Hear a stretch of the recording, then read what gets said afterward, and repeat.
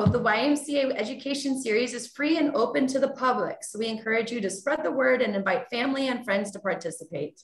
We host approximately 8 to 10 of these programs a month, varying in all different topics. This program will last about an hour, and you may find that you have questions during the presentation, which we'll be happy to answer at the end of the program. If you do have a question during the talk, you can put it into the chat box and we will try to get that addressed during the talk. I thank you for joining us today. I would now like to introduce to you our speakers. I'm going to switch our screen. We have two of our speakers and perfect. And we have, sorry.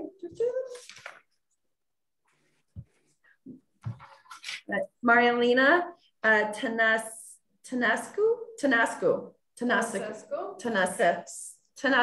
I had that earlier, sorry. Vice President of Northbrook Bank and Trust Company, and Tom Moore, Community Relations Supervisor of the Northbrook Police Department. They are here today to educate us about current scams and risks to our identity and banks, credit, and other financial accounts. Please welcome Marilena and Tom. Hey. Hi, everyone. How you doing?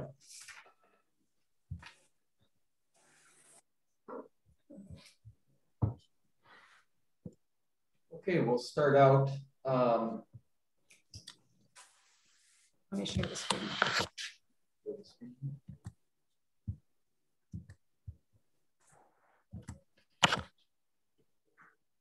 Okay, so today's presentation is on scams.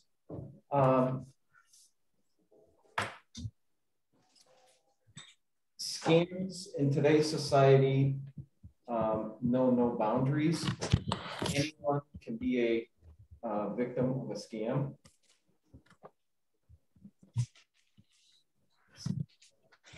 There we go. So anyone can be a victim of a scam. It doesn't matter what you look like, where you live, what your education level is, how old you are, how young you are. If you can answer the phone or answer a piece of mail or the door, you can be the victim of a scam. The first scam that we'll talk about is the Internal Revenue Scam. And in the Internal Revenue Scams, you may receive a phone call stating that the IRS is going to file a lawsuit against you, subject you to arrest, or send an agent to your house. You may file your yearly tax return and find out that someone has used your Social Security number and received your tax refund. And the IRS never contacts you by phone. They always like to send you those lovely letters in the mail. So you will not receive an actual telephone call from an IRS agent. If I may go next, I can talk about the IRS telephone scams. It's easier if I take my mask off. They can say that you owe money for taxes. They may use spoof IRS toll-free numbers to make you believe they're calling from IRS. They can use common names and fake IRS badge numbers. They may also know the last 4 digits of your Social Security number. They can send bogus emails. They can mimic a call site. They can threaten to send you to jail or have your driver's license revoked. So hang up the call and call right away the police department. The IRS will always send you a written notification by the US mail. They never ask for payment or credit card information over the telephone, and they never request your personal or financial information via email. If you owe taxes, you can call IRS at 1-800-829-1040. If you don't owe taxes, you should report this incident to the Treasury Inspector General for Tax Administration at 1-800-366-4484. And you'll have all this information in the participant guides. And I'll be sending an email with the guide that Marlena is talking about. So the tax administration information through the Treasury Inspector General office. This is a screenshot of what their website looks like to file a complaint. If you go to the tigta.gov website. So what to do if you find out that your identity has been compromised with the IRS? You should report that fraud quickly to the IRS, and their number is right there, the IRS Identity Protection Specialized Unit at 800-908-4490. You want to gather your proof and have copies of the last 3 years of your tax returns. You want to alert your credit agencies, so that would be Equifax. You want to change your passwords, and you want to be patient. Typically, cases of ID theft can take up to 180 days to resolve. So it's not something that'll be done overnight, but the key thing is to call them as soon as you're made aware of it, so that you can get a claim number or a case number from the IRS to get the ball rolling on your case. The grandma and grandpa scam. What you'll get is a call from what you believe is a grandchild or a relative who's in need and is requesting money from you.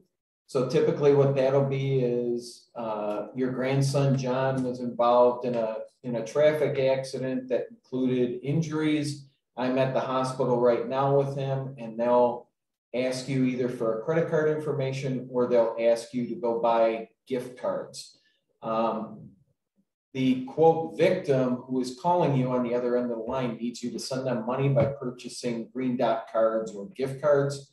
And how the offenders get your information is they gather that from your social media, either Facebook or using internet resources. So if I may add, we had cases at the bank with customers that got these type of phone calls, and they said, "Hello, Grandpa, I'm in trouble. Please don't tell Mom." This individual would know your grandchild's name, and they usually disguise their voice. They would plead for you to wire money to them to get out of jail. And they would ask you not to tell your family members. And we had a situation with a customer who almost wired $7,500 if it wasn't for our banker who stopped this. So it happens to everybody.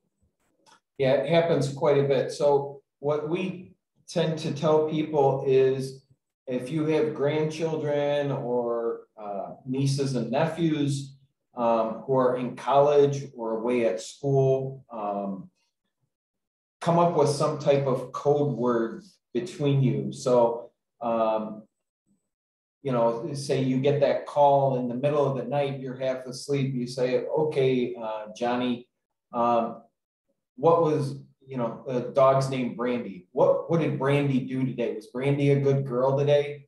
And, you know, knowing that you don't have a dog or the dog's name is something else, if they go, "Oh yeah, Brandy was a great dog today," you'll know that it's a scam. Okay. The secret shopper scam. This usually comes in an unsolicited email to you. When you respond, they send you a list of instructions and a check. The check will always be over the amount necessary, and that the check that they send will never clear the bank. So that one, we had talked earlier before we started this presentation. Marlena just had a customer come into the bank with a situation like this. Yes, we actually had a similar situation with a customer just today. He actually was selling something on Craigslist for $1,700, and he was approached by a lady that wanted to purchase the item, and didn't say her name, but said, "I'm gonna mail you a check for $2,500, which will include the transportation fee of the item." So he received that in a couple days via FedEx. He brought it to the bank and he said, what should I do? This individual mailed it from North Carolina. The check was drawn on a Bank of Texas. And right away, there were a bunch of red flags and we said, do not deposit it because ultimately it's gonna come back as fraudulent. And we stopped it just in time. And if this happens to you, do ask your banker before you deposit a check that you get for anything that you're trying to sell or anything that comes through the mail. Do not deposit it without asking someone else. The Bruce burglary scam, you'll have someone unannounced come up to your door, your front door, and they'll impersonate a city worker, a utility employee, a landscaper, or some type of service employee. Tree trimming is a big one, fencing companies. They attempt to enter your home to check for an imminent problem or have you exit the house to look in your yard for property lines. So typically what they'll do is they'll come up to your door, they'll ring the doorbell, and they'll say, oh, I'm working on your neighbor's house behind you, their tree, we're gonna cut a limb down that's hanging over your fence. I want you to come out with me and show you what I'm gonna do. So if you walk out of the house with them, typically you'll leave your front door unlocked. And as soon as you go around the corner of the house, there's another person that's with the guy who was at the door who's going to go into your house and go through as much as they can, as quickly as they can. And I like this picture because they'll typically have a little radio there, or they'll use their cell phone and they'll be talking to each other while you're out there. And the person inside the house will be updating the person outside as to what they're getting, what they're doing, and how much longer to keep you occupied. So typically what we say to do is if you have someone come up to your door that you're not expecting, that you have an appointment with, always ask them for an identification.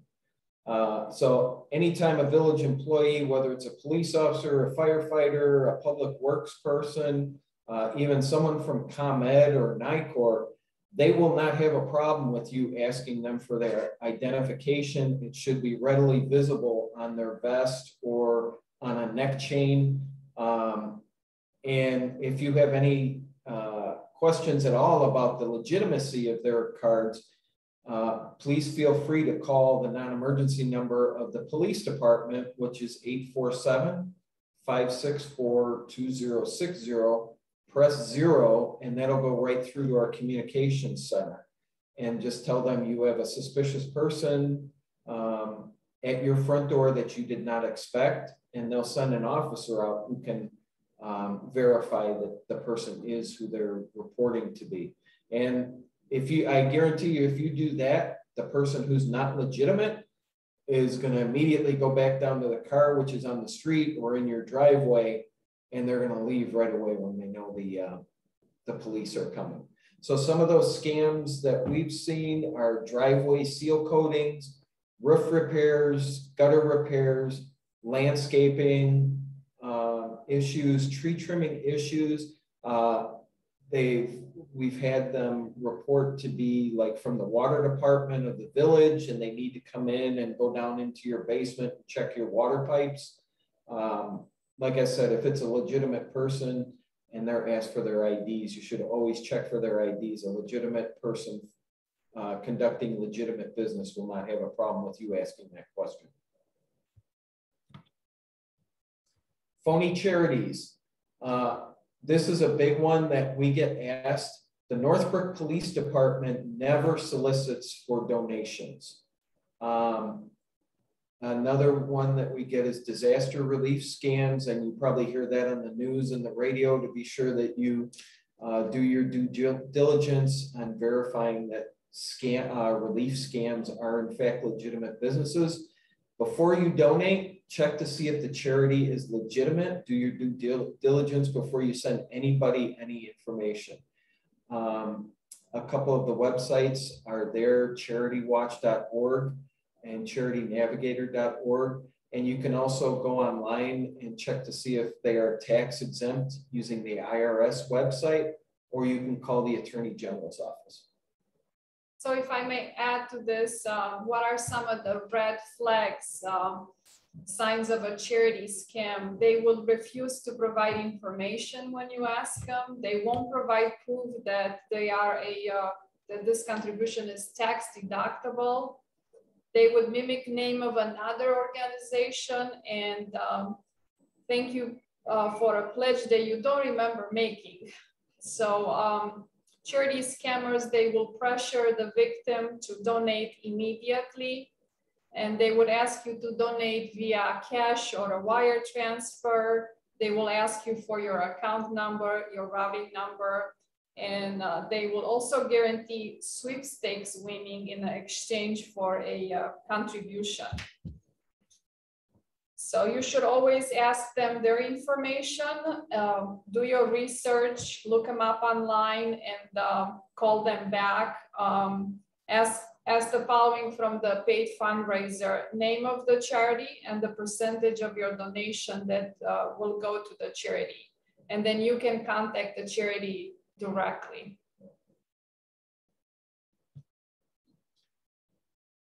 So there's a, Sorry. that's okay.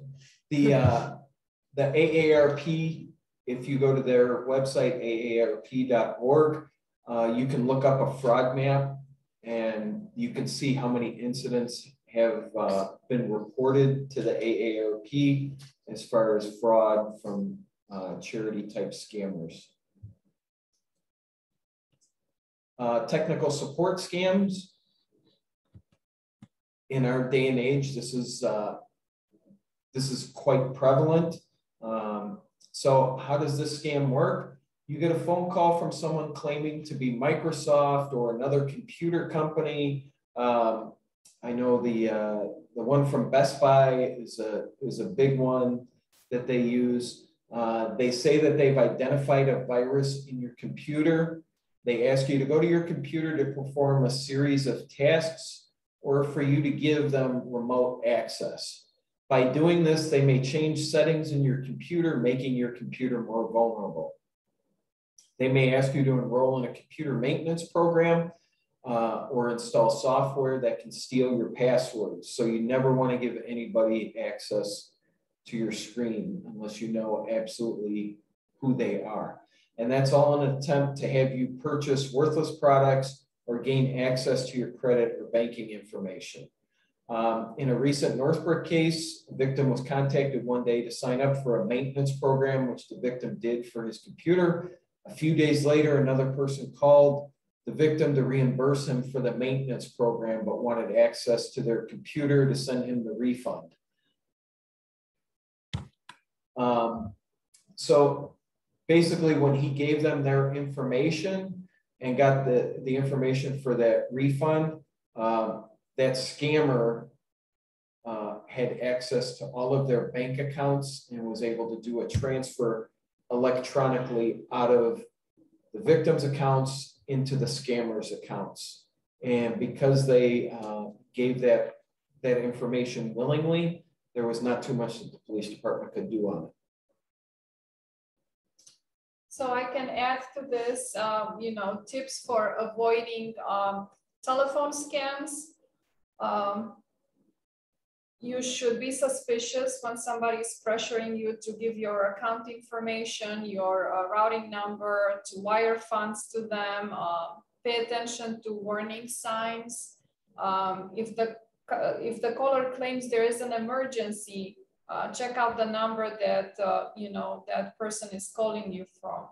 So we can also add, I can also add to this, we have a lot of customers that are getting scammed by telephone, and just like Tom mentioned earlier, somebody would say, oh, your computer is, you have a virus, I'm gonna go in and clear it for you, I'm from Microsoft. And they allow them to access their computer, and they access their information that's stored on the computer, including their account numbers. And we have the customer in the bank and they're worried that somebody's going to go into their account. They have to close their account and start over again. It's not a pleasant experience, and we want everybody to be careful. Do not give your account information to anybody that's calling you. So the "can you hear me" scam. So if you answer your phone and there's a number that you don't recognize, and as soon as you pick it up and say hello and there's silence, that's going to be a telemarketer. Because I mean, just think about when you call someone and you say, "Hey Joe, hey John, hey Betty, how are you today?" They answer right away. Well, the solicitors, they're just randomly dialing numbers, and whoever picks up, it's like a lottery. Whoever picks up, that's who they talk to. So that's why there's that pause, because when you pick up and it reads off your voice, then it gets sent to an operator to start talking to you. So immediately when you hear that pause, hang it up. I've told my mother, if the number doesn't come up out of her contacts that she recognizes, don't answer it, because any legitimate person like a doctor's office or a pharmacy, like CVS or Osco, something like that, if it's someone that's legitimate, that you see the number and it's a legitimate call, they're going to leave a voicemail message for you to call back. So if you don't have that number in your contacts, the safest thing you can do is just not answer the phone. Like Marlena said, more warning signs of fraud. You get asked for personal information. No solicitor that's legitimate is going to ask you for your personal information. You get asked to donate to an agency whose name sounds similar to a well-known charity. That should be a red flag. You're one of only a chosen few to receive this offer. That also is a line that they use. This one actually happened to a family member of mine. A courier will come to your home to get your payment. Unfortunately, one of my family members fell victim for that on 2 occasions. And the second time, he was actually waiting for someone in a suit because they had told him they were going to bring him a $75,000 check, which ended up not being true after he had wired money to someone. So the only thing the only parameters that these scammers have is what they can think of and what they try and what has worked on other people. So that's why in the beginning we said it can happen to anybody at any time, no matter who you are, what your education level is, how old you are, how young you are, where you live. Anybody can be a victim. These people are masters at sweet talking people out of their money, basically. And one more thing, if anyone ever asks you to pay with gift cards, that should be a red flag right there. Drop the phone, hang it up as soon as you can. You're being scammed, because no legitimate company will allow you to pay with gift cards. And I can add to that, there's a lot of computer and internet scams, phishing. These are authentic looking emails or text messages to trick you into revealing your personal financial information. The email address is disguised to look like it's coming from somebody you know, so you can fall for it. Never, do what the email is telling you. Just call your friend or your relative that supposedly emailed you. You might get text messages that say, "We suspect an unauthorized transaction on your account. To ensure account is not compromised, please click the link below and confirm your identity." Never click any links. Your bank is never going to send you this type of text message or email. Just call your bank directly to find out everything is okay with your account. Other types of text messages are during our regular verification of accounts, we couldn't verify your information. Click here to verify your information. Again, do not click. Or our records indicate your account was overcharged. Call us to receive your refund. Do not call any phone numbers that you receive via text. Again, your bank is never gonna ask you to do that. They will mail you information if they owe you money. What are some of the safeguards with the computer and internet? Always use trusted security software and update it regularly. Do not email financial information or account numbers. Be cautious about opening any attachments or downloading any files, regardless of the source, and use passwords that are hard to guess. You should always change your password every 60 to 90 days. Shut down your computer at the end of the day. If you're not planning to use it, it's good to restart it every day. And do not give access to your computer to a third party. Do not rely on your caller ID because it could be a bad guy calling you. You cannot authenticate the caller that way. Be cautious of scammers posing as a technician to help you with your computer. And also you can visit onguardonline.gov for more of this information to protect yourself.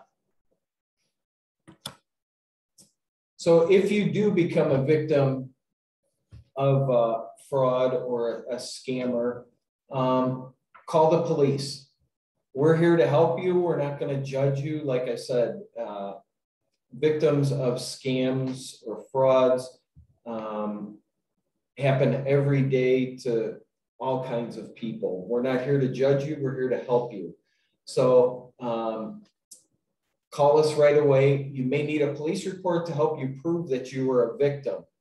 And then contact your state and local law enforcement agencies, such as your district attorney's office or state attorney general. I know over the last year with all the COVID, there have been a lot of, and I personally was the victim of the IDES problem where people were filing for unemployment benefits. If you were alerted to that by your employer and you did not file a complaint with the Department of Employment Services, please do that right away. The IRS thing where it's at 180 days, IDES from the time you file a complaint will probably be about the same amount of time due to the number of cases that they had. It's very widespread, and how they got the information, nobody knows. But the Attorney General's office is the one that investigates those. Sure, and if I can add to that, Tom, what can you do to protect yourself from identity theft? Protect your personal information. Do not take your social security card with you in your wallet. Protect your outgoing mail, incoming mail. Sign up for direct deposit so you don't get a lot of checks in the mail. Also use a shredder. The bank offers a shred event once a year. We did it in September this year, so you're welcome to come. It's free to the community. You can also monitor your bank accounts, credit cards online. You can sign up for alerts with your debit card and sign up for alerts with your bank account online to stay on top of your activity. Don't wait until you get your statement in the mail. And you should review your credit report once a year with one of the credit bureaus. That's also free for you once a year. Thank you. So up there is the, these are some resources. The Cook County State's Attorney's Office, Crimes Against Senior Citizens or Disabled Persons. The phone number for them is 312-603-8649. And then the Attorney General provides Senior Citizens Consumer Fraud Hotline. To contact them, it's 1-800-243-5377. Financial exploitation of senior citizens is a crime that is taken very seriously by not only the police department, but also the state's attorney's office. So as I said earlier, anybody can be the victim of a scam or a fraud, and reporting that is the key. You know, if in most cases, you may be eligible to get what you were defrauded or scammed out of back if a case can be successfully prosecuted. But in the meantime, it's very important that you report those. Sure. So as Tom said, if you do become a victim of fraud, you should notify your bank immediately. We can put, you know, fraud alerts on your accounts. We also advise you that you select a password. So if you call for your information, we would ask you for a secret word, anything that we would know it's you. We also put the red flags. So when you are in the bank transacting, a supervisor will have to review the message on the account to make sure that it's you trying to take money from your account.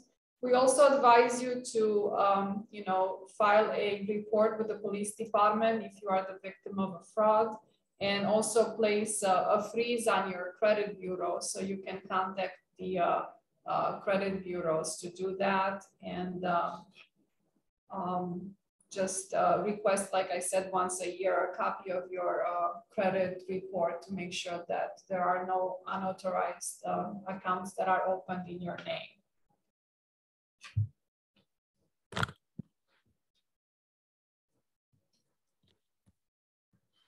Questions?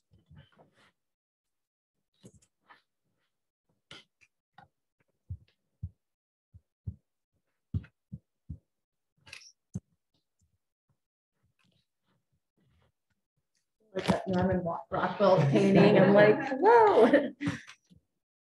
Any questions from the group? And you can feel free to unmute yourself.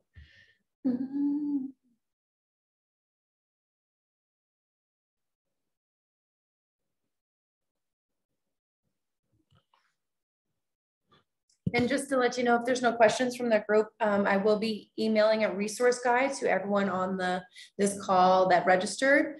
Not for if you're watching this as a podcast, sorry. You can email me at nsymca.info@nsymca.org if you would like that. Otherwise, people on the call, we will have that. Any other questions though, before we close out? Any last words or anything? Well, just want to thank you everyone for taking the time to meet with us. It's my pleasure to be here.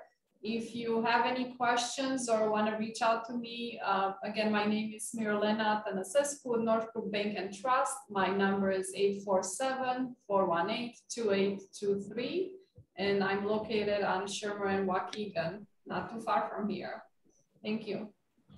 And again, I want to thank you as well.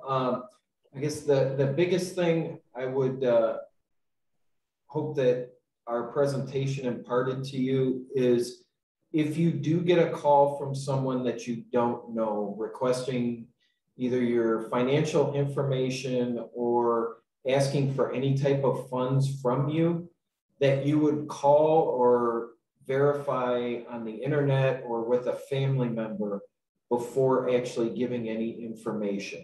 So always take a cooling off period, a period to verify the information that you've been told before you take any action to protect yourself.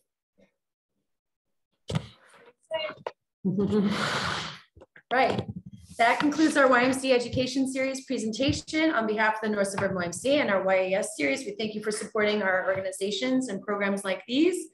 Special thank you to Tom and Marlena. So excited to actually have humans For the Zoom call tier, programs like this are free and open to everyone in the community. So if you enjoyed today's program, please support us at nsymca.org with your donation. I'm just, just kidding, it's legit. And we hope to see you at our next speaker series date, which is next Wednesday, November 3rd, with Matt Margolis. He'll be talking to us about understanding Medicaid and how to protect assets legally. So thank you very much today and have a wonderful day, and we'll see you soon. Bye. Thank you. Bye-bye. Bye. Bye. Bye.